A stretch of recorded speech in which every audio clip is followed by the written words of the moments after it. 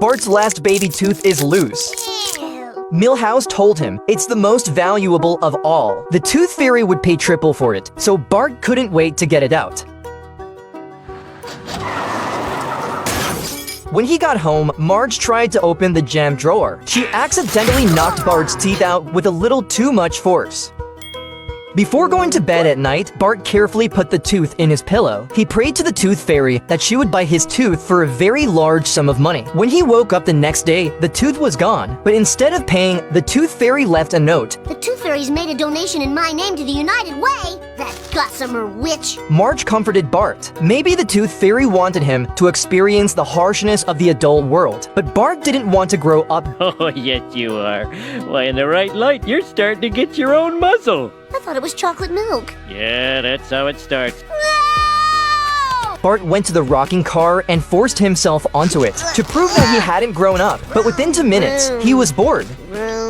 Then he grabbed his soldier's toy and began to think of adventures with his toys, just like when he was a kid. But the adventures weren't in the realm of fantasy anymore. Bart finally accepted that he wasn't a kid anymore. He found all the toys that had been with him and put them in a cardboard box. He went down to the river and held a funeral for his toys and his childhood years.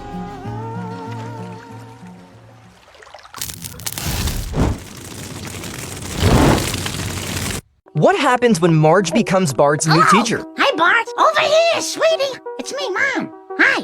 The episode begins when the teachers at Springfield Elementary School go on strike because they're too poor. The PTA decides to hire a local resident to replace the teacher. It's Mo's first day as a teacher. He takes roll call and doesn't realize that the list has been tampered with by Bart. Settle down. I need a bath here. All right, fine. Mo realized he'd been tricked. Bart managed to get rid of the last substitute teacher. Unbeknownst to him, Skinner had already thought of a way to deal with it. Marge Simpson! When Marge walks into the classroom, Bart is completely shut down. Milhouse reminds Bart not to forget his trap. May I? Thank you. As a result, Bart's classmates think he's the teacher's lapdog. I meant the other booby trap. At night when they get home, Homer asks how school is going. Lisa tells him that her new teacher is a nightmare. He got his mustache stuck in his pencil sharpener and was dismissed early. Bart also complained to Marge. How would you feel if I started mopping the floor? I'd be thrilled. You can start right now.